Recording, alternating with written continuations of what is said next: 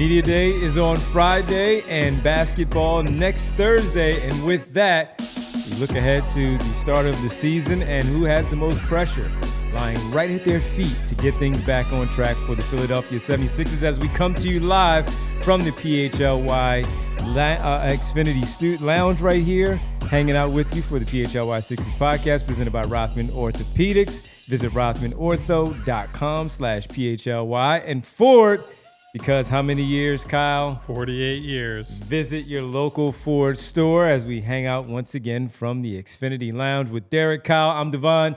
Bria's producing.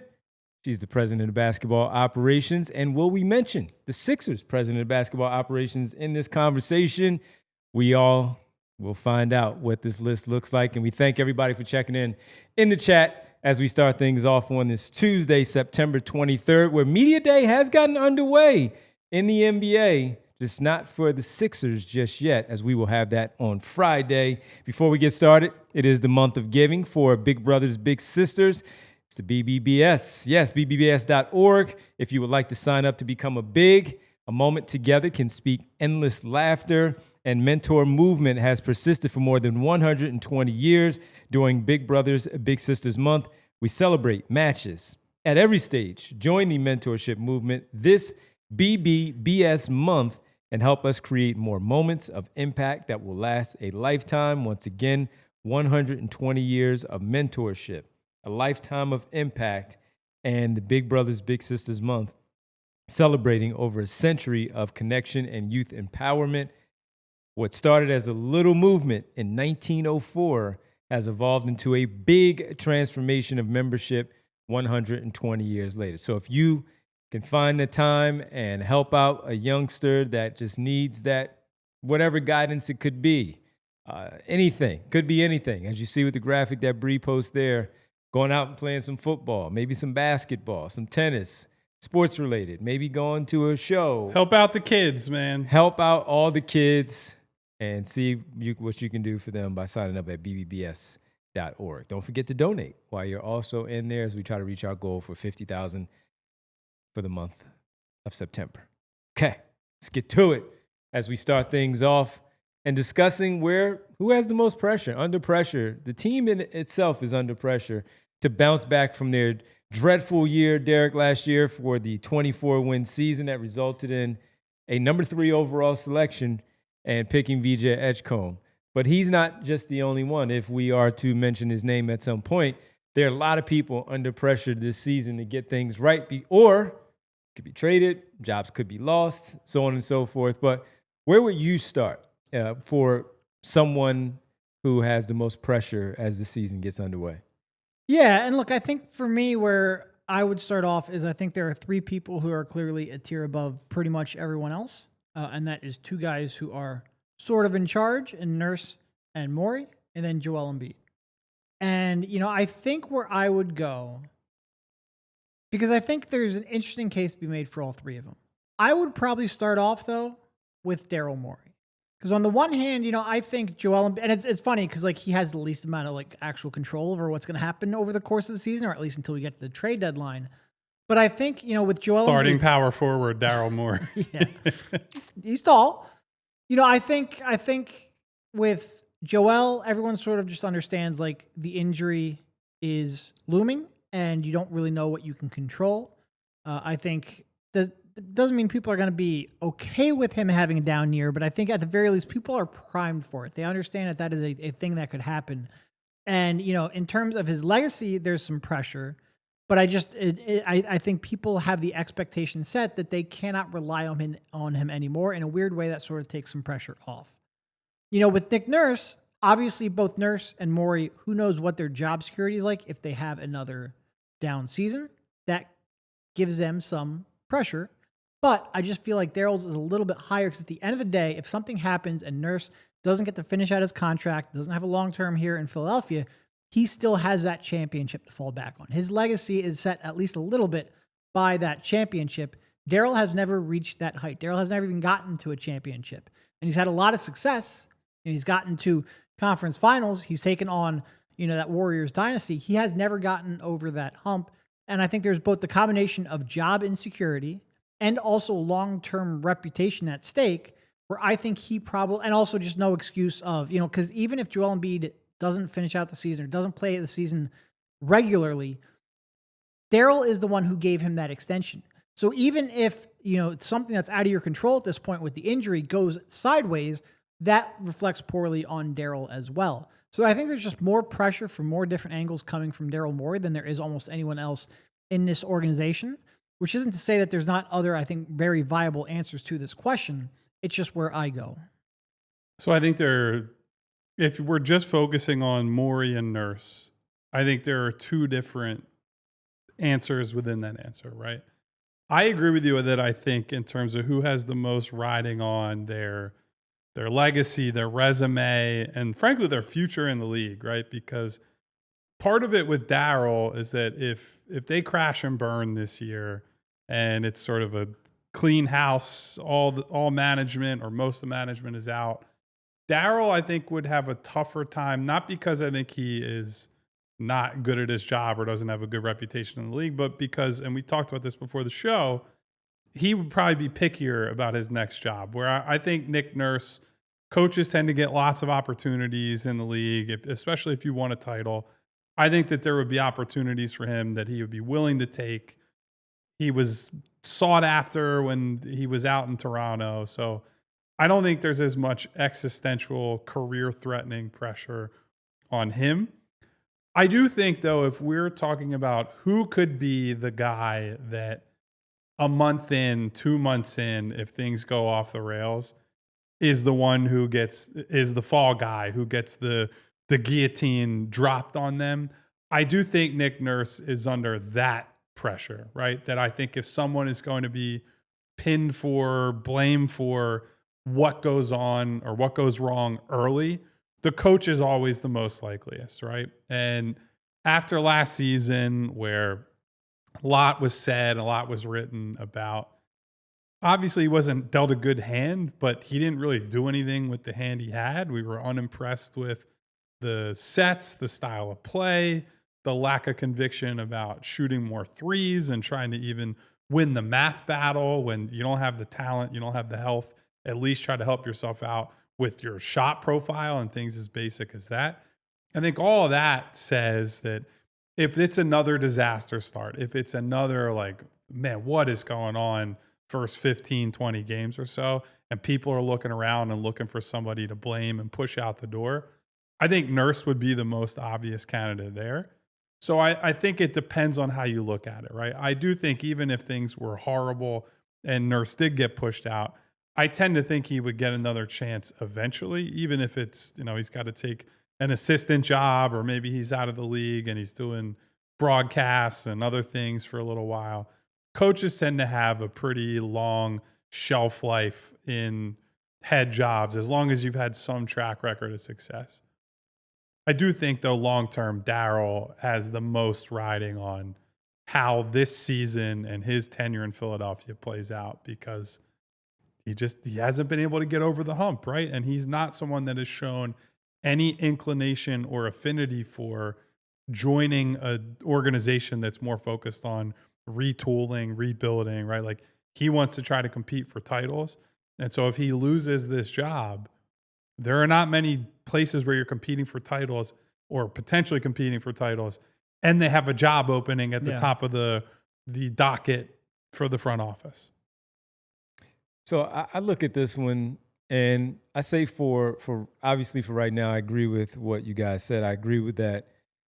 Nurse could most likely just walk and take a year off, get another job in another year, go do some television, some traveling, whatever he's doing to kind of reset things because we know that coaches get fired around the league. It wouldn't just be him. Somebody else is going to lose their job, and he could be the best candidate because of how they recycle things in the NBA.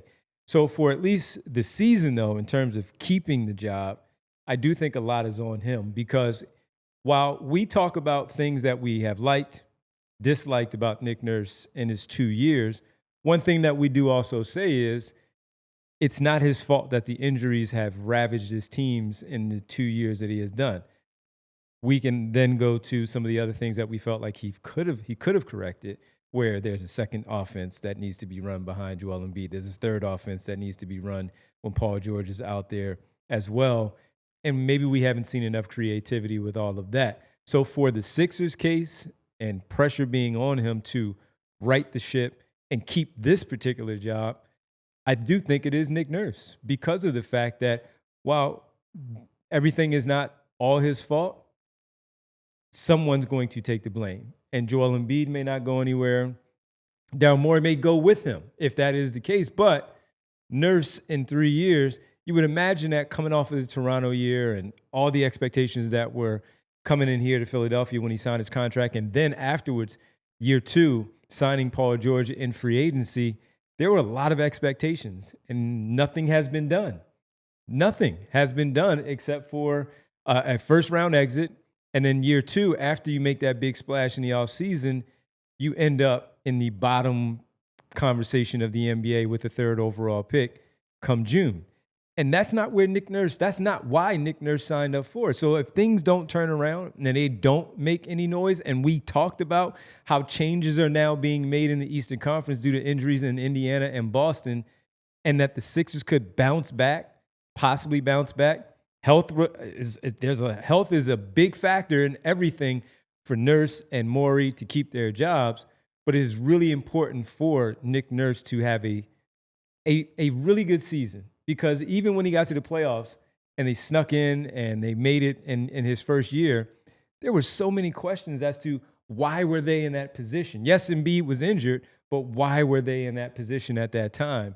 And that no one, especially the fans, they're not trying to hear any more excuses. They want results. They're used to winning over these last 8 years in the Joel Embiid era, and this was arguably one of the worst in franchise history, and he is the one calling the plays out there, putting the players out there on the floor, and it did not work.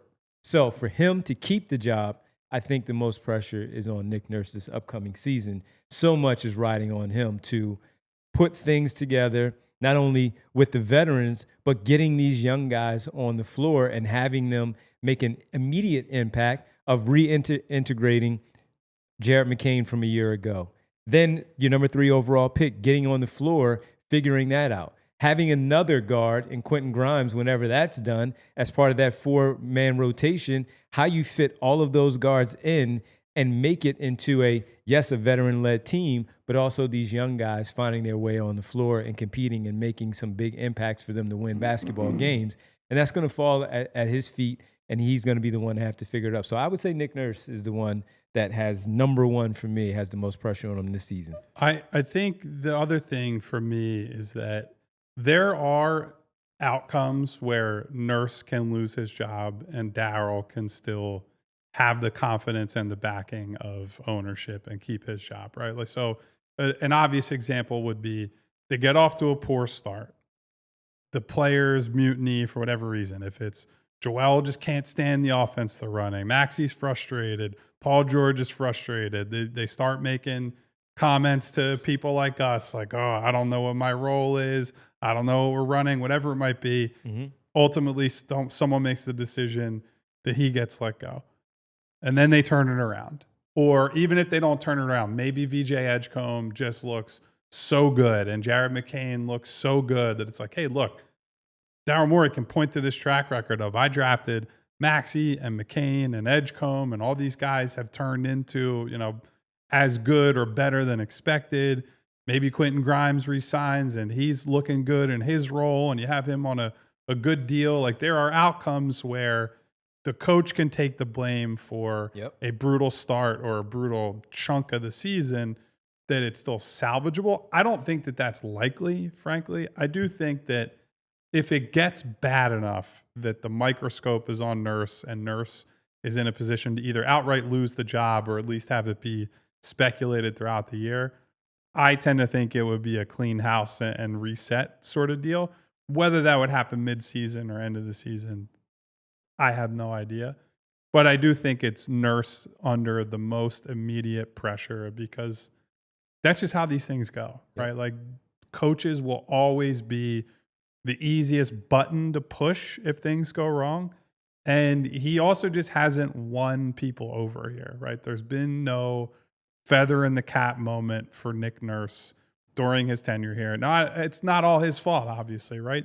He's been dealt a tougher hand than I think he probably expected when he arrived here, between Joel's lack of health, Paul coming here and immediately getting hurt, the instability with the roster, et cetera. But at least Daryl has some wins to point to, where I don't know that there's one thing I would sit here and point to and be like, people are excited that Nick Nurse did this, or people look at this as this is a staple of a Nick Nurse team with the Sixers. That's a tough place to be in year 3 as the head coach of the team.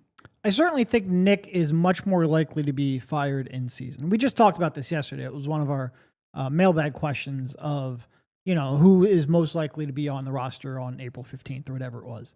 And, for all the reasons Kyle just said, like, coaches are the button you push when you're desperate and you want to try to change something, whether that's scheme, whether that's just the feeling in the clubhouse or the confidence. It's just the easiest button to push. And a lot of times the change wouldn't happen until the offseason. But I think the world in which Daryl Morey gets to survive Nick Nurse being fired and gets to hire his second coach and work with his third coach with this roster is very, very small. I don't think the odds of that are high at all. I agree. So that's why that doesn't factor too much into my equation. To me, it's much more about legacy. It's much more about getting your next job. It's much more about positioning yourself and your reputation. I think Nick's reputation survives the Sixers disappointing easier than Daryl's does. I agree with that. I agree with that. But if Sixer fans are out there looking at it, they don't care about what's going on down the line for Nurse or Morey. They worry about what's going on right now.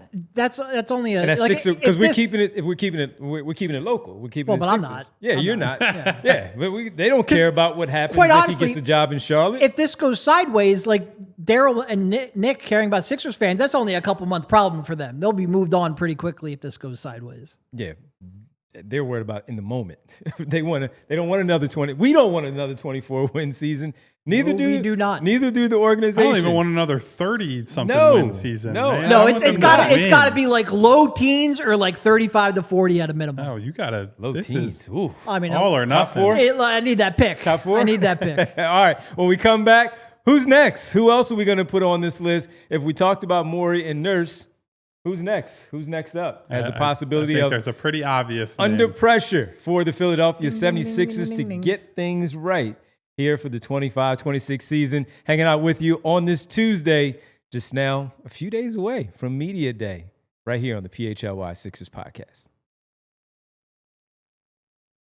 And guys, these games are important. I promise you, you're going to want to watch these games, even though we all fret about it before they happen. And when you do that, you want to make sure that the place that you go is set up correctly. Because every now and then you'll go to a friend's house, you're ready to watch the game, and their setup is a mess. It's lagging, it's buffering. They're switching between apps trying to find the game. They claim that they were a big fan, but you feel like you have been tricked because you see, if you call yourself a basketball fan, you have to have Xfinity. It's the ultimate sports destination. I can find the best games and my favorite teams all in one place. And the way that I watch, it's next level. Got all the action right in my living room, plus Xfinity's best picture and sound with enhanced 4K. It's so clear, it feels like I'm in the arena.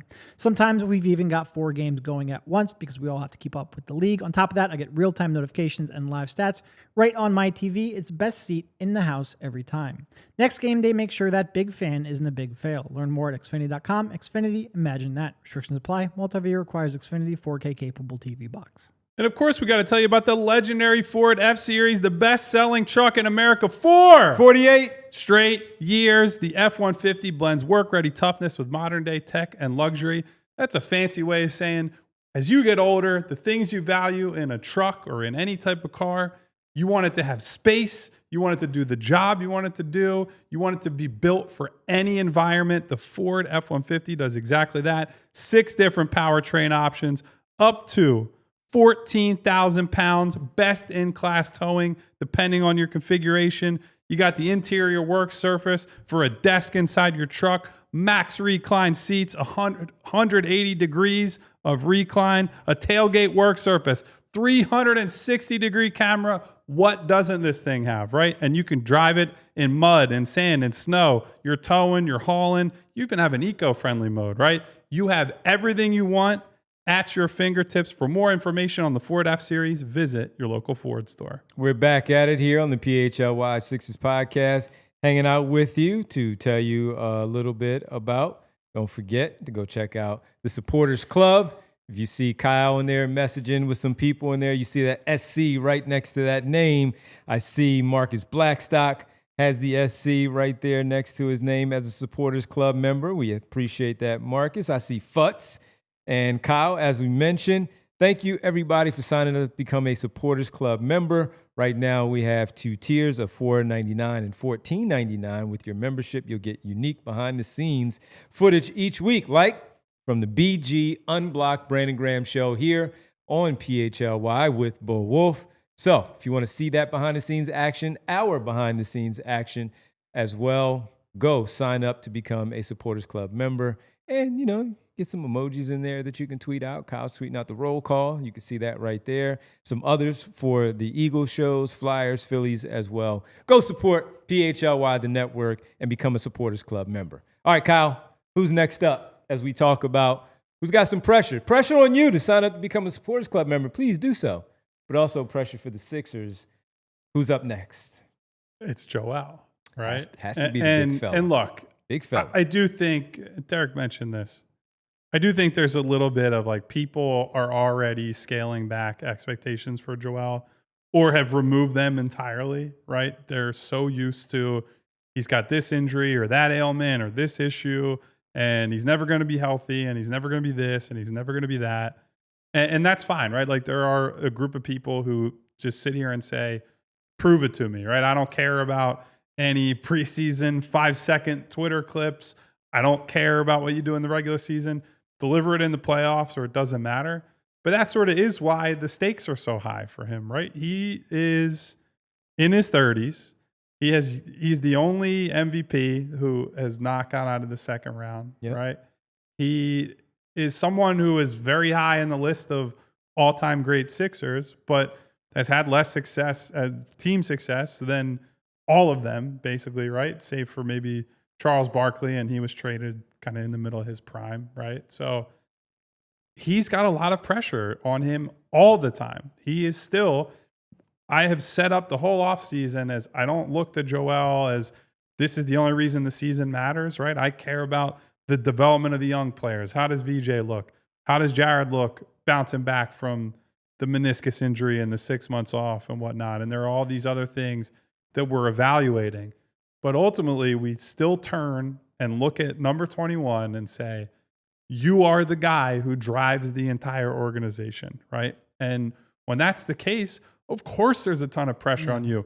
If people in the national media are talking about the Sixers, 9 times out of 10, it's going to be about Joel Embiid, right? 9 times out of 10, it's going to be, this is the guy who's leading them to wins, or this guy's health is the reason that they're 10-20 right now, or 10-25, or whatever horrible record that they would go to if he, for some reason, was hurt, right? He wears the crown until somebody comes and takes it from him. And we still have not seen Maxey do that, at least in a way that's like on-court results. We're winning games. We're able to go to the playoffs, et cetera, et cetera. Everything rides on that guy. And he knows that. His teammates know that. The organization knows that. We know that. And he is someone also who's very cognizant of his legacy and his standing, not just in the game as a current player, but, you know, measuring himself against the all-time greats, right? Like, I'm sure we talked about if you could give somebody a truth serum and ask them questions that you get an honest answer for yesterday. Think about, I would love to get Joel's perspective, honestly, and it'd be hard to get this, on where he thinks he stacks up against a lot of these great bigs, right? Because he gets compared to, think about it, from the time he was at Kansas, it's like he's got the Hakeem post moves. He's got the power of Shaq. He's got the mid-range of Dirk. Like he even shoots some of those one-legged mid-range jumpers from the nail, right? Very reminiscent of Dirk shots, right? So he's got all these pieces of all these legends of the game that he's pulled. And frankly, when he plays the best big in today's league, Nikola Jokic, probably the best player in the league individually, he beats him straight up, outplays him and beats him, admittedly, all in Philadelphia, but that's neither here nor there. And you have all these things, and people still don't look at you and give you the respect that that resume you probably think that you've earned, right? So of course he's under a ton of pressure. It's not just about this Sixers season. It's not just about whether they win a championship or not. It's where will your name be placed when it's all said and done, right? Because right now he exists as one of those guys that we say, he's one of the greats, but he's not in that inner circle. He is not with that group of people that achieved what he has individually and ultimately turned that into a championship. He's one of those guys that could not get it done in the playoffs. And that is a heavy burden to carry. Mention Charles Barkley. That's the big thing for his career, right? Everyone will tell you who watched Charles Barkley play. Flat out incredible basketball player, incredible career, on the dream team, MVP, led a team to the finals, like was stuck on the Sixers team that just didn't have the horses to allow him to compete with the bad boys, with Michael Jordan, etc. But at the end of the day, when the sands of time are washed away, all people tend to remember, you didn't win a title, right? That's the pressure that Joel is under until he retires, and that is a lot of pressure. Yeah, I mean, you brought it up. Like, part of the reason that we have tried to make the season about not just Joel, it's like 80% of that driving force is that we're legitimately excited about the young kids. Of course. Watching them develop, what they could mean in the future. 20% of it is like a little bit of emotional self-preservation where like we know we can't tie mental health to Joel because he's just, there's a high chance he could end up letting you down. Not even just from his actions, just with the reality of where his body is at. But in terms of pressure, look, I don't think like the pressure for this season, this is maybe the least pressure Joel Embiid has faced just as a season in maybe his entire career because people just don't have any real expectations left for him. But in terms of legacy, this is maybe the most pressure he can possibly have because if we're sitting here and we ask ourselves, how many seasons do we think Joel Embiid is going to finish where he has a chance to be a meaningful contributor in the playoffs?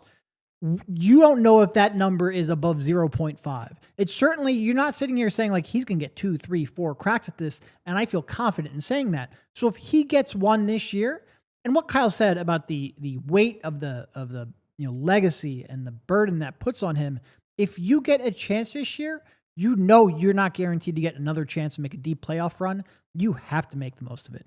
And I saw Smy Guy earlier in the chat saying it doesn't really matter what Joel does because people have already come to their conclusions and he's not going to be able to change that. Joel's legacy is set at this point. Even if he does somehow have success, they will still invalidate it somehow. I disagree with that. I agree. If he has a championship Some run in him... Some people will, but not people that need to be taken seriously. But I think there's a chance if he has like a late career Dirk championship, I think his reputation is salvaged. He's certified forever. He's, MVP, champion, really playing at an MVP level 3 consecutive years. Gold medalist. One of the best to ever do it.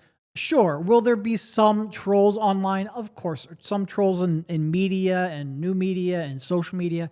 Of course. We can't get out of that. We can't completely remove that in today's media environment. But I think when you look back on this 10, 15, 20 years from now, that championship would do an absolutely incredible job to his legacy.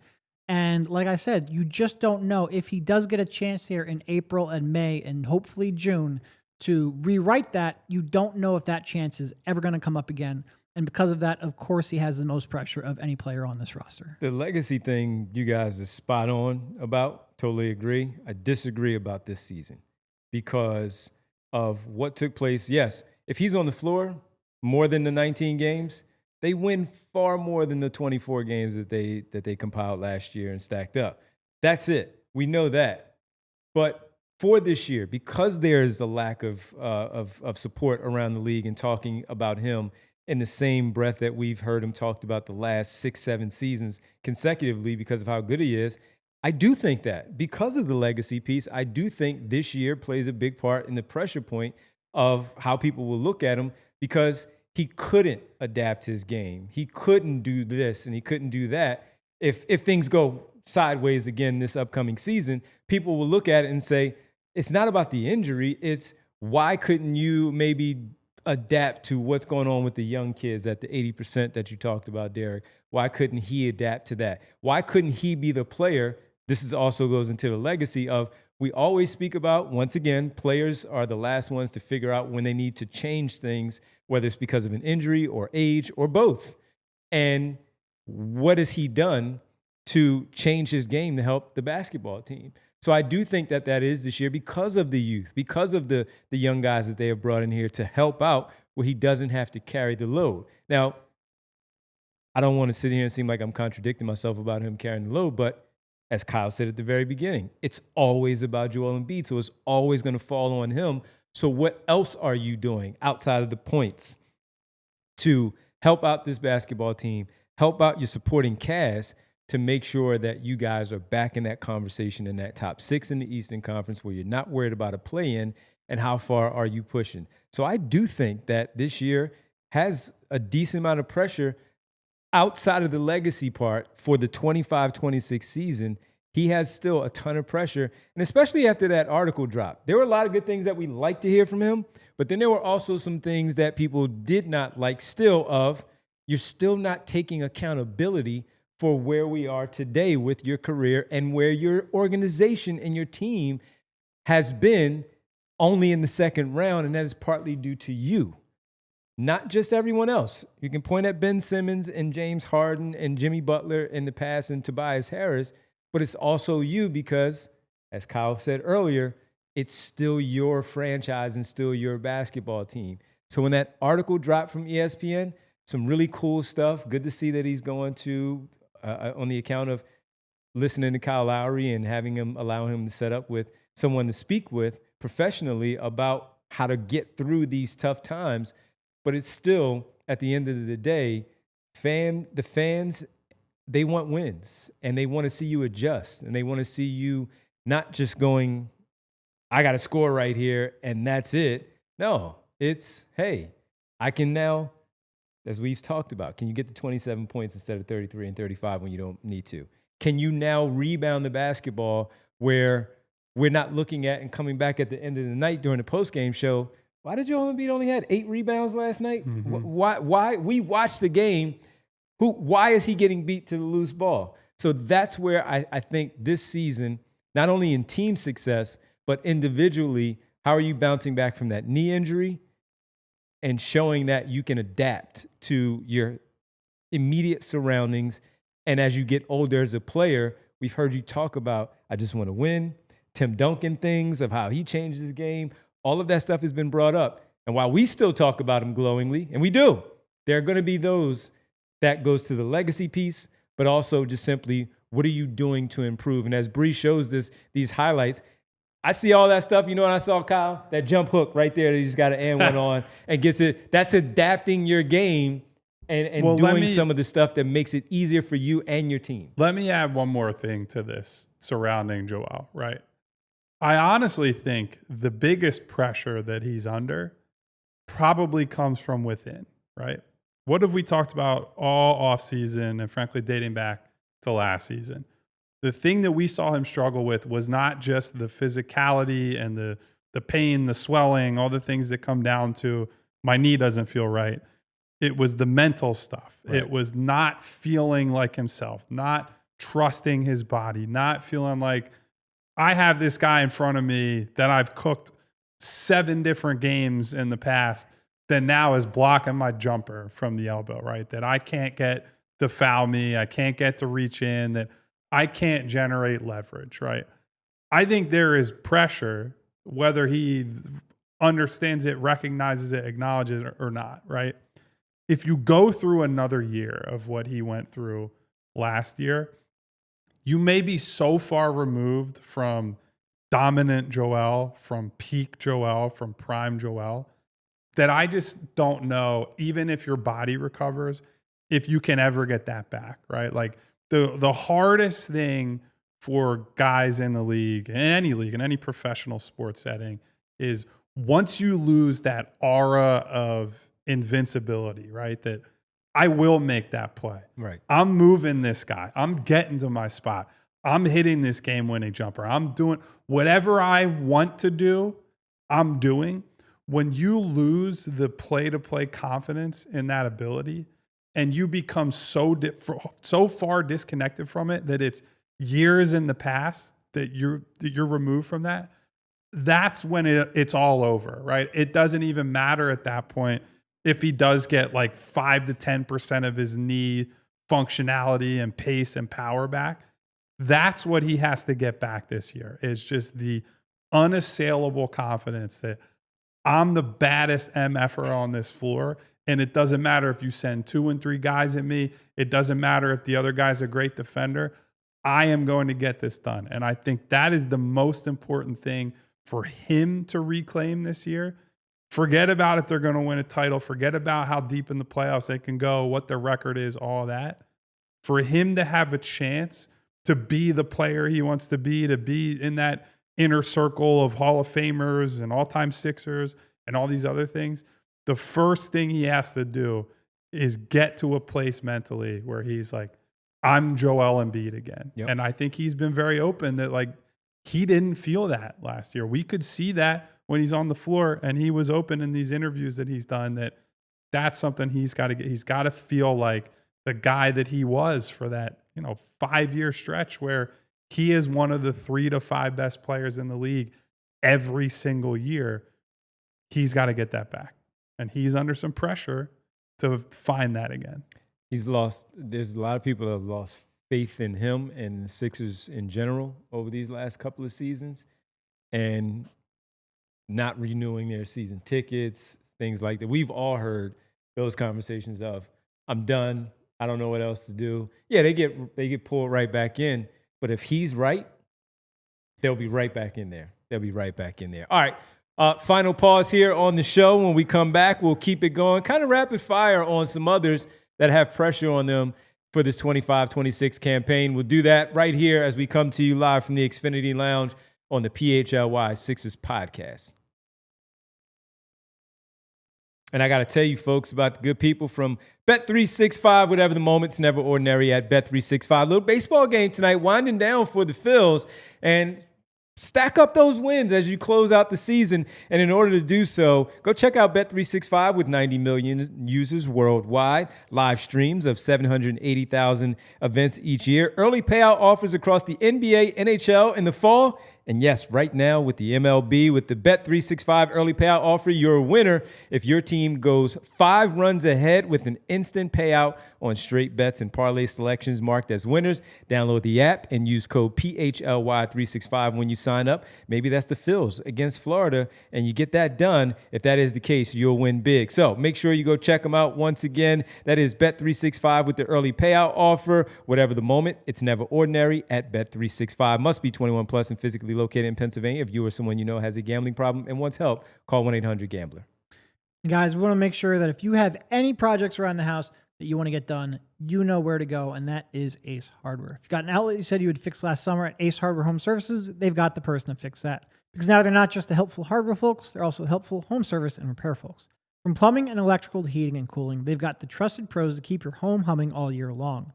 Ace Hardware Home Services, to bring the helpful home, the helpful you love, from the store now to your front door, from Philly to the Jersey Shore. Visit Ace Hardware Home Services online at acehardwarehomeservices.com to get you started on your next project. Welcome back to the PHLY Sixers podcast here. And let's talk about, before we get back to the players or personnel in general with the Sixers, the future is bright. Presented by Shady Rays. Damn, I forgot my Shady Rays. You forgot the Shady Rays? There's normally some right there. There's a pair. Hey, you want to hand me those that are under the table? Let me get those for you. See how bright the future really is. Future is really bright. Man, the future is so bright. Future is so bright that, Bree, throw these on. We got to show the people, again, presented by Shady Rays. The future is bright, Derek, for Sixer fans that want to see those black jerseys return. Look at that shiny satin. That's how bright it is. Because they are, as the Sixers are teasing some things. They had, some little encrypted messages at the bottom. Don't look at the headband, and then look at the basketball on AI's jersey, and then look on the armband, and it says 9/24. The future is bright for all of you to get ready to see what the jerseys will look like for the 25-26 season. Which What do you guys think of their marketing campaign there to advertise the date or to announce the date? One of those annoying pictures that's like, look here, look there, look here, look and there. it did seem like, depending on whether you're looking at it on your phone or on a computer, it was easier or tougher. But I think, like Slade pointed out in our Discord, if you're old enough to have watched AI play, you probably don't have eyes good enough to figure out what they're trying to tell you. I actually went after they said the headband. I quick look at the headband. For some reason, though, I did not look at the basketball. I went straight to the armband, and I saw 924. Okay. So I skipped. So the you're whole not good at following part. directions. I am not good at following. He was operating in the third bookend dimension. Third bookend, man. Got it in there, and I got there pretty quickly. They're telling everybody, man, it's back tomorrow. I'm very curious to see what they share. It's ahead of media day. So that is one thing that they've done pretty well in the past is they've hidden it until they do their photos and their action shots they have to release for certain things and their website dropping it. They're dropping it tomorrow. And I'm very curious to see what it is. We will be certainly discussing that tomorrow. I hope to God it's not that shiny satin because I'll have to wear sunglasses to every single Sixers game. Thankfully, we have such a great partner in Shady Rays. They'll hook it up. But yeah, I would imagine from what we have tentatively heard, it's going to be faithful to the original jerseys while looking like a modern jersey. Maybe we can make sure that Shady Rays is the official sponsor for all of those 14 post-game shows where they wear that uniform. Good point. You know what would be really funny? Good point. Is after all this, it's actually the blue jersey. It's like they rolled out the court, they've done all the promo images, they've teased it, and they decided blue jerseys Is instead. that why we have the blue shorts that we post on the table every now and then? I don't know. I sure hope not, because people will absolutely lose their hilarious. minds. I am here for the chaos. I'm not saying anything, and I look forward to seeing it. Look, Nike is the one that are designing the NBA jerseys over the last couple of years. Can't wait to get my Grimes black jersey. So we'll see. Number 5. Does he wear 5? Kevin Ollie wore number 5 during the championship run. So there you go. A little number 5 with Quentin Grimes. Do a little tape on the back of that jersey and just write Grimes. Right. That's right. You got your KO jersey. You knowing Kevin Ollie's jersey off the top of your head is wild. I would have that never one have I gotten remember. That. Nope. Kevin Ollie, Snow was 20. Snow was 20. Snow was 20. McKee is 8. Yep. Theo 42. Mutombo Jermaine was 55. 33. Jermaine was 33. Geiger 52. What was Hill? Hill was 40. 40, yeah. George Lynch is 9. Yep. What was Rodney Buford? That I don't remember. What was Rajah Bell? 19? I thought 11. He was 11. 11. Okay. I think Buford was 23. Okay. Yeah, I think Rodney Buford was 23. Kevin Ollie was 5. And was there anybody else in there? What did I think? Oh, Rajah Bell wore 19 in Phoenix. Yeah. Yeah, Okay. he was 11 here. Was there anybody else that we missed? I'm sure there was, but Yeah. Said George Lynch, Aaron's 8. All right, we got them all in there. Future's bright. Jersey's back tomorrow for the Philadelphia 76ers as they celebrate their 25th anniversary of the 2000-2001 Thank Finals you, Shady Rays. appearance team. And Future's bright with Shady Rays. Make sure you go check out Shady Rays and get your shades in there. Polarized sunglasses, so you baby. can look like Kyle and look very cool. Nona says she's getting the VJ jersey, that number 77. I think I'd hold off on that. Well, I'm of two minds. It could, if he becomes like a Hall of Fame player, that could be like You a were in on the collector's ground items. floor, yeah. But I think realistically, I would want that 7, not the 77. There's a Liverpool player who's great who wears 38, and it's one of the biggest reasons I'll never get his jersey. It's like, What is that, uncommon in well, the thing with soccer is like it normally is they'd go straight 1 through 11. Historically, the position you played was the number you're supposed to wear. So like they don't retire jerseys except for super, super rare instances. But what happened was as they build out like youth academies and stuff, you can always tell a guy as a teenager when he wears like 70 something. It's like, hey, you're real far down the pecking order, buddy. Gotcha. But yeah, Gotcha. otherwise it's 1 through 11 for the most part. Make sure you go visit shadyrays.com. Future's bright for what's coming tomorrow as the drop happens for the Sixers. All right, let's get to the very next one here. Derek, let's go to you. Who's next under pressure for you this upcoming season? I would like to say Paul George, But I don't know if Paul George understands the concept of pressure. He would have to feel pressure for. Yes. Don't let him off the hook. Just call it. I mean, certainly in terms of a max contract star aging into his career with few chances to win and a reputation that is sort of, going sideways, you would think he would be under pressure. Again, I'm not sure he understands the concept of it, so I'm not sure he's feeling it. But in terms of expectations and unmet expectations and a player who can drive winning, he would clearly be it, I think. Has to. I mean, living up to that contract from a year ago and having such a disappointing season, injuries, not his fault. But when he was out there on the floor, outside of that month and some scattered games here and there, he didn't look like Paul George that they were expecting when they signed him to such a big contract in the offseason. So I would think there's a lot of pressure for Paul George to bounce back for the expectations of what the team has, the fan base has, but the personal pride of, he said it this offseason of, hey, we underperformed, obviously, and we were terrible, and there were a lot of factors into it. Can't use it as an excuse. We have to be better this upcoming season, and he has to be better in order for them to get back into that shocking the East conversation that we had, in order for them to make a dent in the conversation, bust up the party, and get back in there. Yeah, I guess I'm half serious about this, but it really depends on exactly what Paul George feels at this point, right? Because in terms of like the career resume, he's going into the Hall of Fame more than likely, right? Yes, yep. He's been on 9 All-Star teams, bunch of All-NBAs, and made a boatload of money across his career. It comes down to like, how much does this final stretch matter to you, and how much of it was just, I wanted the biggest deal possible, right? And people love to speculate on that. I don't know. No one can actually know what is driving Paul George this deep in his career, right? I'm sure as a competitor, there's a small part, or at least I hope it's a big part of him, that's like, I want this last thing that I don't have to just kind of cement myself and cement my career. And I would have achieved basically everything you could as an NBA player.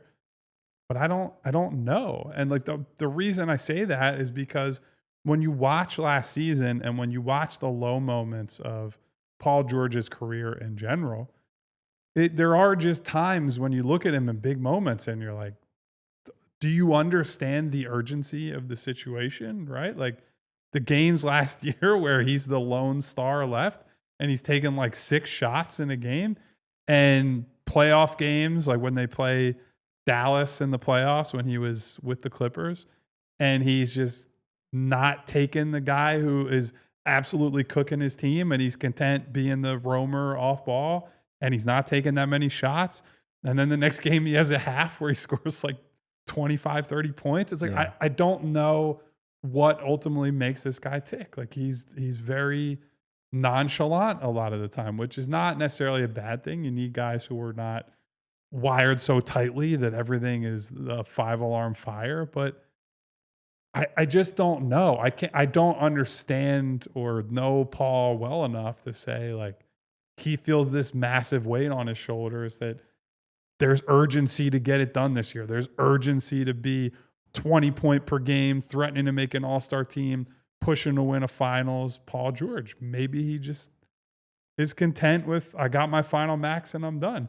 I hope he feels pressure. He should feel like you're one of the 3 highest paid guys on the team. You're someone with a decorated career. You should feel extreme pressure coming into this year. I'm not necessarily convinced that he does.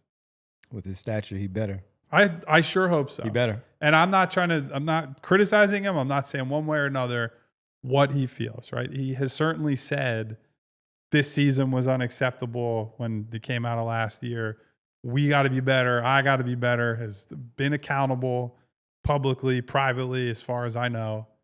But when the rubber meets the road, when you have to do something that's out of character, or, hey, you're 2 for 8 tonight, but they need you to go get 10 rebounds and do other stuff. Like, I want to see that this year. And so he's under pressure for us. He's under pressure with the fan base. 100%. But again, the most important pressure has to come from within and what he wants to get out of not just this year, but the next 3 years of this contract. All right. We have a few more things to get to. So are there any other players or personnel that we want to discuss quickly pressure-wise? Andre Drummond. I'm not sure he has a clear-cut NBA contract if he doesn't have a better year this year than he does next year or last year. Fair enough. It's a little different than what we're talking about here, but I think he's got to kind of fight for, because, the aging immobile big man, they tend to get out of the league pretty quickly. He had a massive down year last year. If he has another one this year, like I said, I'm not sure there's another contract next year for him. I think that's 100% right. I would say the other guys that would be on the list, Grimes is certainly there depending on the contract, right? And we've gotten tons of questions again today about Grimes in the chat.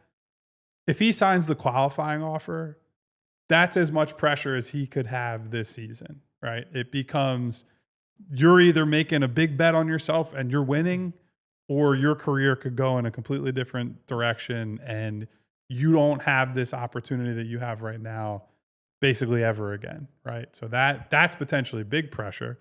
The other guy, and I don't think he's as high on the list as the rest, but VJ Edgecombe as the number 3 overall pick naturally comes with pressure. When you are essentially the quote-unquote reward for the Sixers' horrible last season, the fan base, I think, should look this way, should be like, we went through last season. He's the guy that we got after all that misery. They've made a big bet on this kid and his future. He's under pressure to perform. He's under pressure to be good pretty immediately. It's not to say you have to be good immediately or your career's over, but it's hard to come back from tough starts and tough first years and get into people's good graces.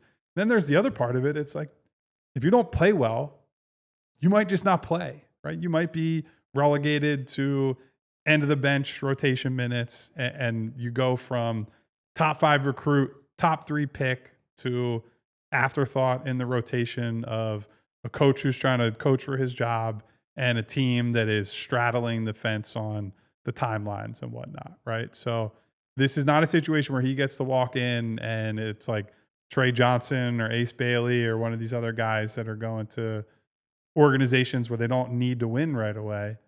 He's got to perform, and he's got to perform in a way that he helps them win right away, or his opportunities are going to dwindle. So he's under some pressure, but certainly not as much as the Joels and the Pauls and the guys in the coaches and front office chairs. And I would say lastly that Maxey has some, just because of 100%. A bounce back from a year ago where he got off to a rough start, didn't handle the pressure, admittedly didn't handle the pressure the right way at the very top of the season, came back and became Tyrese Maxey. It was much too late once he really got going and became the guy that we have gotten used to seeing out there on the floor. Now, with the leadership that Daryl Morey did speak about on Saturday and conducting all these open runs, whether it's in Philadelphia, Houston, Texas, whatever, and in Los Angeles, there's a lot riding on Tyrese Maxey in year number 6 too, especially if things don't look right with Embiid and George. They are playing, but he still has to be the driving force of it. And does that then carry on to the next part of the Sixers era, which is, are you good enough to be the one that's the face of the franchise with that? Yeah. So I think that's where it's a little lower down the list, but something to keep an eye on, obviously, and I'm sure we'll talk about that throughout the season. All right. At the after the show yesterday, the Sixers made a few announcements as far as their roster. They made some roster additions for training camp, and those are Kennedy Chandler, Malcolm Hill, Jalen Martin, and the one guys that have gotten, and Bree, that have gotten the most conversation, Imani Bates, former number 1 high school prospect, eventually went to Memphis to play for Penny Hardaway, transferred after that because didn't like his situation. Michigan? Yeah, Eastern Michigan, got into some off-court trouble that also played a part into, I think, why he chose Eastern Michigan, going back to his hometown area. And Imani Bates. A little surprised to see Imani Bates as the name. I don't know what I was expecting, but I did not expect Imani Bates to be the name that Kyle dropped yesterday as far as the training camp addition for the 76ers. He's got a long road ahead of him as far as what they have on their roster, but certainly an interesting name that they wanted to see what he had left in his basketball game. Yeah, I'm going to try to be as nice as possible about this, but he might be the poster child for how much high school reputation can influence someone's career prospects. You can see on the screen, those are his professional stats. 2 seasons, by the way. 25 And games. it's 25 games and total minutes played is something like 200 minutes, right? So certainly you don't overread into that, but didn't exactly put up inspiring numbers in college at a smaller program. G League numbers. His G League numbers to me are the bigger Yeah. red flag, right? He's played 37 G League games over 2 seasons. Last year, 20 games played. And in a league where defense is, let's call it optional a lot of the time, he shot under 38% from the field, right? Like this guy is 6'10" and got compared to Kevin Durant, right, when he was in high school, and has done basically nothing to validate those comparisons. It's very much I saw a highlight of this guy 4 years ago and thought he was the next coming and think he's good. Like, it's fine to take a huge swing, right? If you just think he's a developmental coach away, it's an Exhibit 10. He goes and plays for your G League team. There is no risk and theoretically all upside, but any kind of excitement for this kid is based on TikToks and Instagram reels and not what has actually happened on a basketball court. Yeah, I mean, and to clarify on Exhibit 10, basically you get a little bit of extra money if you sign with the G League afterwards. And if you sign with the G League, then you're automatically appointed to the previous team, your camp team's G League squad. That wouldn't be, the Sixers wouldn't have like exclusive rights to him. Like if he goes down and plays for Blue Coats, any team could then sign him, but you get a chance to see him, to work with him, to see how he operates, see how he, attacks the game. You get an up close view of that. No, I don't have any real like these are training camp bodies who get a little bit of extra money to go play in the G League. I think that's the way you look at it. They're not likely going to be on the roster in any real capacity. And Bates specifically, he was, to Kyle's point, like he is a poster child of high school success, not necessarily translating. He's also kind of the guy that I brought up during some of the Ace Bailey conversations, where it's like, just because somebody's exceptional at one level doesn't mean that play style and that game is going to translate to the next one. Now, Bates, he hit that wall going from high school to college, whereas Bailey had a lot of success at college during his 1 year. But it is sort of like the archetype of a player, streaky shooter. I don't want to make the comparison because they're different players. But the archetype of a player where it's all about scoring, he has a negative assist turnover ratio as a wing for his career. He just doesn't do much if he's not scoring, and he hasn't been able to score efficiently at the levels that he's been playing at. Talented, but it really hasn't led to anything so far. Hopefully he can turn it around, but I don't have my hopes set too high for it. Never bought into the hype with him in high school. It didn't do anything for me. And then the college career and so on, and getting to Cleveland, where he's with a good organization, and they helped develop some pretty decent players. You see the turnaround for Ty Jerome, with Sam Merrill as shooter as well, and he just could not find it. It just didn't work for him, and worth a chance. Cheap price for here on an Exhibit 10, still trying to find his way in the league. So, hey, he's going to get a trip to Abu Dhabi, play some minutes in the preseason, possibly, just, whatever amount of minutes there are, and see if he can latch on to the G League squad and go up to Delaware and play for the Blue Coats. But it was never my type of guy. And even though I like Ace Bailey, for a lot of different reasons that I guess I just didn't really see it with Imani Bates through his high school career and then college and getting to the pros. I haven't heard much about any issues with him outside of basketball like there were in college, but it just didn't work. And Cleveland was a pretty good spot where if you can play and you can hit shots at that size for that basketball team, you'll get on the floor. Yeah. He did it, and it's unfortunate for him. But we'll see what he does here for the Philadelphia 76ers here in the preseason training camp and all, and we'll see him on Friday at Media Day. We're hitting overtime, everybody. We thank you on the television side. Head on over to allphly.com to finish the show off with the quick news and notes. Of course, the roll call. We'll be back tomorrow with all of you on the TV side at 3 p.m. All right. Any of the other names do anything? Good. We'll see you on They're Friday. exhibit 10s, you know. Yeah, It's we'll see you on Friday. not a whole lot to. Yeah, and by the way, just to add on to Ace Bailey, much better player in college than Imani Bates. Not orders of magnitude better. Imani Bates has had one season over 40% from the field since leaving high school, right? At like 6'9", 6'10". That's borderline impossible. Not great. Yeah. So I wish him the best.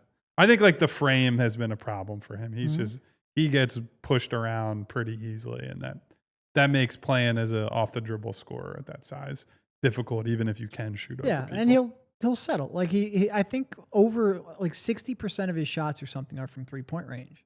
And it's one thing when that is because you're an elite shooter.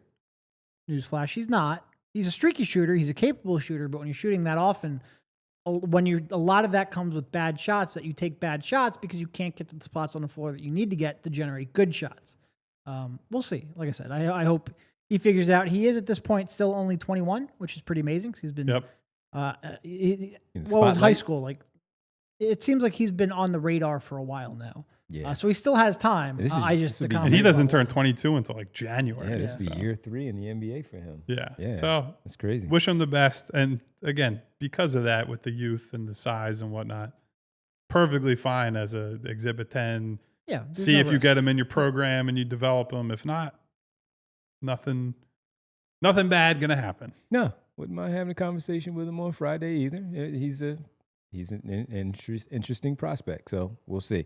All right, let's go to a quick news and notes. I only have one for today, so we can, I had one. If you don't get to it, that I'll bring up just real briefly. All right, so yeah, no, cool. You go first. No, yeah, I was just going with this one. Media Day did start today in the NBA, and look at our old friend Gershon Yabusele. Those disgusting jerseys. With the New York Knicks, as he says, it's content day. It's funny because Josh Hart hit back and says, "Hey, buddy, it's called Media Day." but Gershon Yabusele, Media Day, sporting is now, I guess, his usual 28 with the Sixers and now with the New York Knicks. So Media Day got underway. Gershon Yabusele. What do you have, Kyle, for news and notes? So this popped up over the weekend. Iman Shumpert was on the All In podcast, and he said he enjoyed playing for the Sacramento Kings as a role player more than he did playing with LeBron on the Cavs teams where he was a 3-and-D player. And the exact quote he gave was, "People don't understand how bad I hated that 3-and-D role. I hated it. I think now I'm out of the league because I wouldn't sign up for that. When I went to Sacramento, I was playing combo guard. Dave, I believe it was Dave Yeager he's referring to. Dave had me able to do my stuff. This is where I'm comfortable. I'm guarding what I need to be guarding. So it's like I'm effective, right?" And so it was something that I wanted to bring up on the show because I feel like we talk about a lot, right? There's a difference between player is good in a role and player is happy with performing said role. Yeah. And on the outside, it's always easy to say, this guy's a good catch and shoot player. He's a good defender of, whatever position. He can switch 1s and 2s. He can switch 3s and 4s, whatever it might be. So he should just do that. And if he just does that, he'll make a lot of money. He'll play 15 years in the league, live happily ever after. And the reality is, and I don't blame these guys for this. Like I really appreciate that Iman Shumpert was this honest about it. It's like, they're not robots, right? These guys grew up and played as the man, like everywhere that they played, right? We're probably not just the best player at their high school, but most likely the best player in their region, if not state, if not like Northeast corridor, or in some cases the country. And then they get to different levels and you figure out where their level is. And they have to make a choice between, am I going to be the utility guy? Am I going to do what's ultimately going to help this team and this star win? Or do I care more about, like, am I having fun playing? Right. And so I just thought that was perspective that everybody, as they listen to conversations, as they listen to guys get interviewed, as they think about putting teams together, that is something that you can't get that out of people. That has to be something that comes from within. And so when you see guys leave, or you see like Jonathan Kuminga is a great current example, right? You know, on paper, it's easy for us to sit here and say, he's getting offered, 2 for $50 with a team option it's like 3 for $75, right? And he's in this great organization. He can win a title. He's a top 10 pick, blah, blah, blah. And Jonathan Kuminga is telling you with his words and his actions, I don't want that because you don't want me for who I view myself as. So I just thought that was an interesting perspective that Iman Shumpert shared. It's not how I view team sports and my participation in team sports, for example, but I think it's something to keep in mind as you guys follow the league moving forward. It's like Jeremy Grant. 100%. He might have been a great role player for the Nuggets, but he wants to average 20 points and get massive contracts, and that's not necessarily going to lead to winning. And that's, Shumpert, like, you're a career 7.2 point per game player who shot 39% from the field. And by the way, he only scored 9 points a game in it Sacramento. It wasn't like a breakout year. He's on a missile to the moon. Yeah, you can play the style you want, but that doesn't mean people want you on their basketball team playing that style. And yeah, maybe that did cut your career short because you're still 30 years old. You can still play some defense, but people have to trust you to fill a role that you're actually capable of filling. He's 30? When he left the league, I was about to say, man. Last year in the league, he was 30 with the Nets. Yeah. If he's 30, because, he was pretty good at the 3-and-D role that he did, in fact, have, and you can make a lot of money doing that. Iman Shumpert. How about that? Yeah. You can't make people be who they don't want to be. Nope, not at all. They're gonna go how their career goes. Yes, it has something to do with you, but it's also going to be, hell, we're looking at Quentin Grimes right now. Quentin Grimes, and look, when we talked about Ace Bailey, right? That was part of what I struggle with Ace Bailey is that I believe in his skill set that I can see that he has, that numbers, eye tests, whatever. The shooting, I think, is real and all that. But the vision of what I would have him do and how I would have him play does not seem to be what his vision for himself is. And that doesn't make Ace Bailey dumb. It doesn't make him a bad person. It doesn't even make him wrong, right? It's just when you're a team who has to evaluate these guys, free agents, draft picks, whatever it is, it's a lot more complicated than just a number on a page and we plug you into this system and this is what you do, right? And that is ultimately the hardest part of any executive or scouting job is finding all the right personalities and not just the skill sets. Look at you mentioned Kuminga. Cam Thomas said, I'm taking a qualifying offer. You're saying the Nets are saying he's one thing and he wants to do that. Yeah. He's saying, no, I'm as good as Emmanuel Quickly and this other player, and I should get $30 million and I should be leading this team as the face of the franchise. They think differently. And here, no one's knocking Quentin Grimes for saying ask for $30 million, but that's not where the league sees you, and it's probably not there for you, at least up to this point of your career. So we'll see what happens with the qualifying offer and everything else going forward. There was one other news note. Did we talk about Ricky Council? No, what about He is not getting signed to that one-year contract that we had talked about months ago because of an injury. Nets Daily reported that he that. Actually has some sort of injury, and so that contract with the Nets is not going through. Yeah, it was never signed. Yeah. Wow. So rehab, Rip. Hopefully Ricky gets better. A friend of the show, Ricky Council. Yeah. Hope things work out for him. Yeah, good luck to Ricky. And by the way, when you bring up Ace Bailey, it just made me think of Mark Stein, our teammate from DLLS.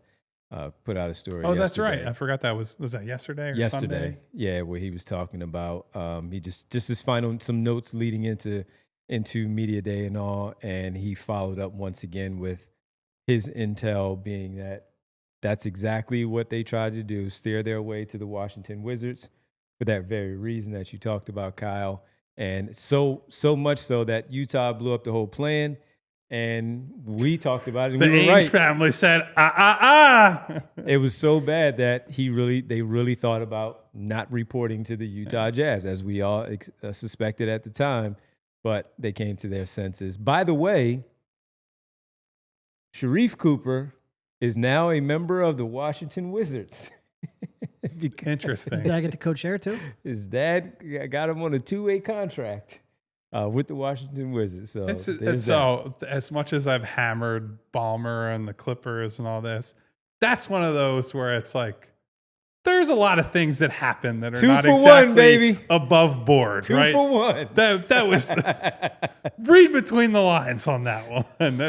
And good on the Wizards for following allegedly, apparently, just air quotes around this, making good on whatever arrangement was there, because Ace Bailey did not make his way to Washington. It wasn't their fault. Anyway. Utah just busted up that whole plan, and Sharif Cooper is now a member of. Nothing happens outside the rules of the league ever. Oh, what's his dad's name? Omar Cooper. Omar Cooper. All right. Let's get to it, everybody. Let's close it out. World famous. It's the roll call. His dad is hilarious. Oh, man. We need to dig up that video of him in the car with all the. I got it. The While jewelry you do that, and I'll do what that. Is he playing? Is it Blueprint 2 is in the background? I think. HOVA. It's roll call time, everybody. Thank you for being here with us as we talked about Ace Bailey for the first time in feels like a while, right? Somebody put up the B pump bat signal. Get him in here. Thank you, everyone, for being here. Thank you to mom's grandchildren. What's up to mom, first and foremost.